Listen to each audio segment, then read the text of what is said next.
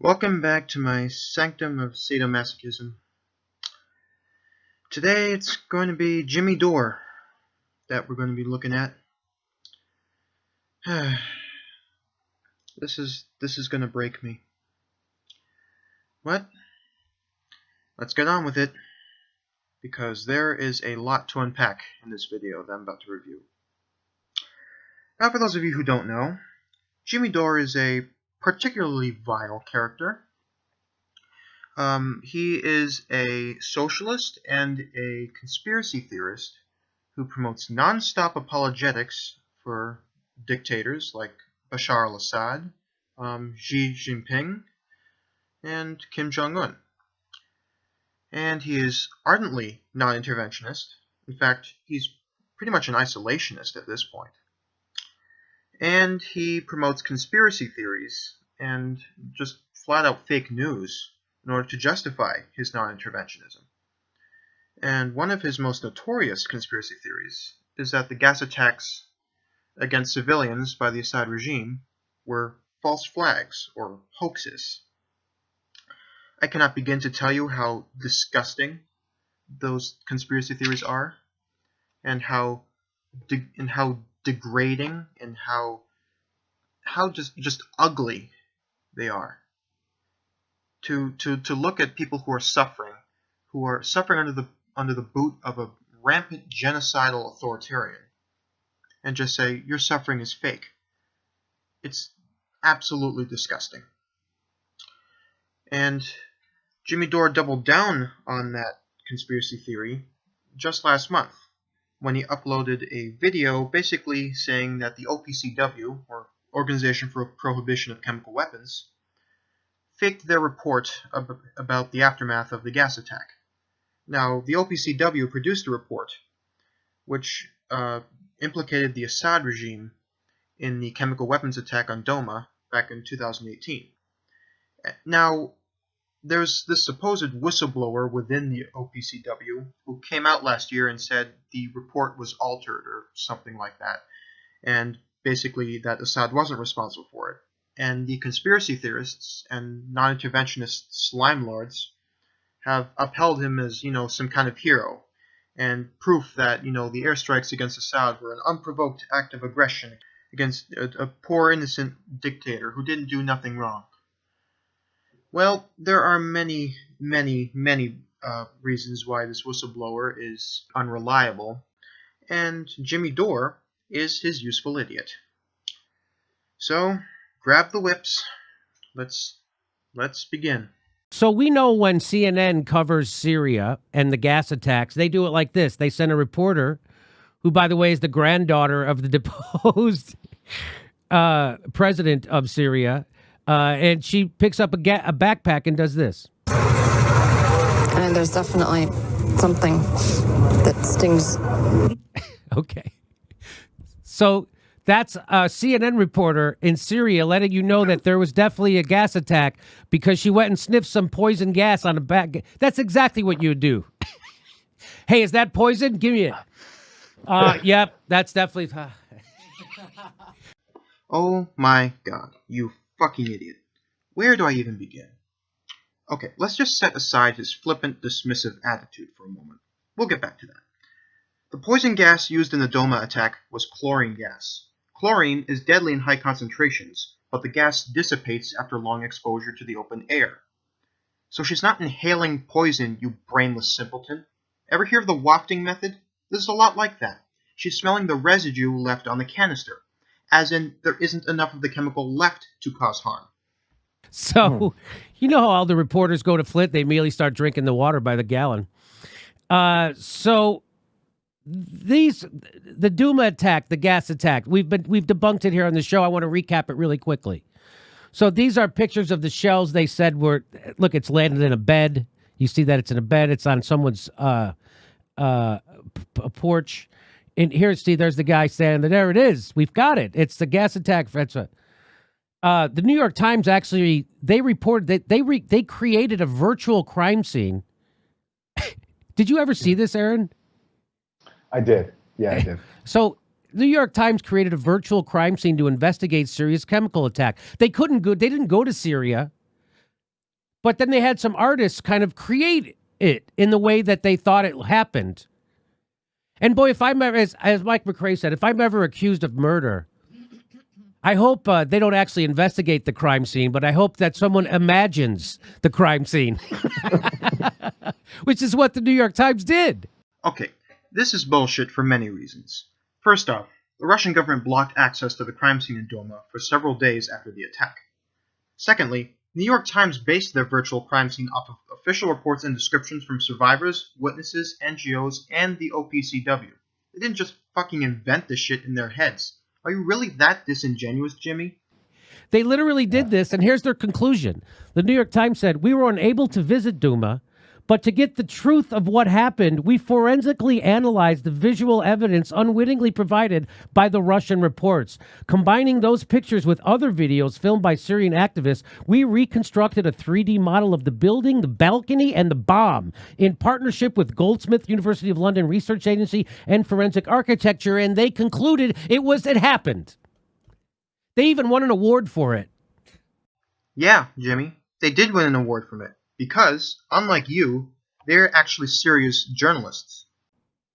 Guess what? They're 100% wrong. And I knew they were wrong before they even put this report out. Oh yeah, I'm sure you knew that, Jimmy. It's not like you came to that conclusion with a blatantly obvious bias ahead of time. You're a non-interventionist. You have shilled for Assad countless times. I would have honestly been really, really surprised if you had come out and said that Assad had done the attack. We weren't expecting honest journalism from you. Don't try and pull that stunt. We debunked them. Because real reporters were actually, by Robert Fisk, were already on the ground there, interviewing doctors, interviewing people. Nobody verified that there was a gas attack. Nobody. Yeah, nobody except the Red Cross, the OPCW, Amnesty International, and Human Rights Watch, and the United Nations. But I'm sure they're all just neocon groups paid by the establishment to foment endless war for oil or whatever bullshit you come up with. Yeah, I'm sure they're not reliable. It's not like they have actual expertise in this area. No, we shouldn't listen to them. Instead, we should listen to some neckbeard sitting behind his microphone who has a history of promoting baseless, half-baked conspiracy theories and shilling for genocidal authoritarians. Yeah, that sounds much better. So, the OPCW, so when you see this, they said that was real. That was placed there by someone. And you know how I know that was placed there by someone on the ground? It didn't come from Assad's helicopters or planes? Well, because there was a leaked report from the OPCW, an engineer's report, that was written but was not included in the final report. And what did that engineer's report say? That engineers, in summary, observations at the scene of the two locations together with subsequent analysis suggests that there is a higher probability that both cylinders were manually placed there at those two locations rather than being delivered from aircraft. So that says didn't happen. Okay, he's referring to the OPCW whistleblower scandal, if you can even call it that. Now, this whistleblower claims that his investigation, which was redacted, showed that the cylinders had been placed at the two locations. But this supposed whistleblower actually lacks significant credibility himself. Now, an investigation by Bellingcat actually found that much of his claims, such as the claim that the chlorine evidence at Doma came from household bleach, were, quote, flawed and hugely overstated. And the OPCW's final report concluded that a false flag attack would have been extremely complex to plan and execute, and that the OPCW's official conclusion was entirely consistent with scores of other attacks that have been recorded in Syria. And so basically, this whistleblower holds absolutely no credibility. His talking points are straight out of the Kremlin's playbook and Assad's playbook, and you are falling for it like the isolationist cringe lord that you are. They took that out of the report. So that was so then Chris Hayes tells you Assad is gassing his own people. He's not. I debunked it. Robert Fisk debunked it. The New York Times went along and they lied to you too. Well, whistleblower after whistleblower has come out saying that the OPCW has been captured by the West and NATO, and they have. And so now here's the Gray Zone's reporting. This is yours, Aaron. It says the Gray Zone has obtained documents exposing falsehoods and misleading claims by the OPCW Director General Fernando Arias to degrade the reputation of Duma whistleblower Ian Henderson. So the guy who wrote this is Ian Henderson. Mm-hmm. Yep. So then you found out some documents. I don't know how you got a hold of them. Your good reporting that showed that Arias and the inquiry team have asserted that Ian Henderson, the guy who wrote that, was not an official participant in the Duma investigation. Henderson, they claimed, was not a member of the FFM, which is the fact-finding mission from the OPCW, and instead that he was merely, quote, accompanied the FFM to certain sites of interest in a minor supporting role. So they tried to downplay what that guy did. They're trying to say he wasn't even really a part of it. Suffice to say, I would take anything from the Gray Zone with a gigantic grain of salt. The Gray Zone has a long history of promoting baseless conspiracy theories. In fact, they are so unreliable that they have actually been blacklisted from being used as a source on Wikipedia, which is incredibly rare. Do you realize how bad of a track record you have to have in order to be blacklisted from Wikipedia? That's pretty bad. So really, this is just a nothing burger. For all I know, considering the Gray Zone's reputation with the truth, they could have obtained them from even less reliable sources. So Jimmy, please find me a reputable source, not some hacks, not some hacks radio show or some idiot's, Kremlin-aligned blog. Find me an actual source that can prove that Assad didn't do this.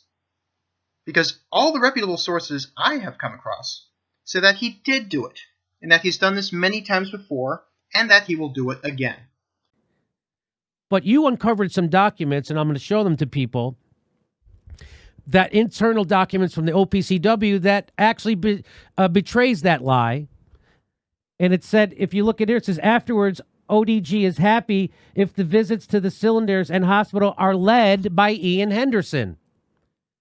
So that's an internal document that you discovered that said, no, contrary to what the OPCW is saying, he actually was leading the investigation. No, Jimmy, it said they would be happy if he led it. It doesn't say anything about him actually leading it. There's a big difference between someone saying they would like something to happen and that thing actually happening. In fact, here he is. There's his name. The mission personnel. There it is. You uncovered that. There it is. That's his name. FFM. Here is the OPCW mission on Syria. So they also said that the only reason that guy was part of that was because he was there. Well, why don't you explain to it? What was the excuse that they gave, Aaron, of why Ian Henderson was working with the FFM? So again, just what you're seeing right in front of you is a cover-up, and all these documents are showing. So, as you say, Jimmy, Henderson's conclusions undermine the official narrative that the Syrian government committed a gas attack in Duma. What Henderson's conclusions pointed to is that this was staged on the ground. So when his report was leaked, the OPCW had a serious problem because the evidence that came out, his report, and then other leaks that came out, kept undermining the official narrative that the OPCW had put forward, advancing the Trump administration's narrative. And by the way, one of the leaks that we heard, that we got, was that the Trump administration actually directly pressured the OPCW, where there was a delegation of U.S. officials who came to the OPCW, which is totally unprecedented, and basically told the inspectors, told the team of which Ian Henderson was a part, that Assad was guilty and that was the conclusion they had to draw. Okay, let's even grant that this is true, which it absolutely is not. Just because the OPCW report might have been compromised, which again, it isn't, that doesn't explain how the Red Cross, Human Rights Watch, Amnesty International, and the United Nations also came to the same conclusion that Assad was responsible for the gas attack. Do you realize how many people would have to be up in on this conspiracy theory? Do you realize how complex this would be to plan and execute? This is garbage what you're spewing. It's Assadist garbage to promote non-interventionism and isolationism. And you should be ashamed of yourself. Which is completely unacceptable pressure, and that was one of the leaks we got. So, I'm not going to really play the rest of the video. It's basically just Jimmy Dore and some other twerp reciting the exact same talking points over and over again, using the same dubious documents over and over again. But suffice to say, I will be leaving a link in the description to the report done, an investigation done by Bellingcat, which very thoroughly debunks this supposed whistleblower's claims and shows that Assad not only perpetrated the attack, but was the only one who had the capability to perpetrate this attack. Now, I know that Jimmy Dore and his idiot fanboys will dismiss that as some other neocon warmonger propaganda or whatever bullshit, but for those of you who are on the fence and who are thinking, oh, maybe he has a point. No, he doesn't. Jimmy Dore is a liar. He is a shill for a dictator. He is an apologist for genocide, and he can go fuck himself. But in the end, I think that this video really exemplifies what we hawks are up against when we're confronting the non-interventionist and isolationist community. These people will go to extraordinary lengths to deny, deflect, or ignore war crimes being perpetrated by totalitarian regimes across the world. They will use any excuse. They will find any half-baked conspiracy theory to try and dismiss the reality of what is occurring before their very eyes. And they will proudly proclaim themselves to be doing this in the name of peace, and they're just anti-war. But they're not anti-war. These people aren't anti-war. They're anti-human. They're selfish, they're isolationist, and they don't care at all about innocent civilians overseas. If they had their way, we would sit by and watch the world burn from our ivory towers, doing nothing while we had the power to make a difference. Well, I'm not like that. I don't want to just sit by. I want us to do something. We live in a world where there is immense suffering, there is immense pain, and horrific crimes against humanity are being perpetrated every day by totalitarian and genocidal despots across the world. And in this world, we have two options. We can either sit by and watch the world burn while we have the power to make a difference, or we can do something about it. I choose to be in the second camp. I want to advocate that we do something about it. I won't obfuscate, I won't make up conspiracy theories. I'm going to face reality head on, and I'm going to advocate for change. But these people won't. They're grifters, they are liars, and their ulterior motive is isolationism and ignorance. And for that, they must be called out. Now, I'm going to do my part to call out the illiberal forces within my country, and I hope that the rest of you will do the same. Because these people need to be called out. They need to be confronted. They need to be exposed as the lying charlatans that they are.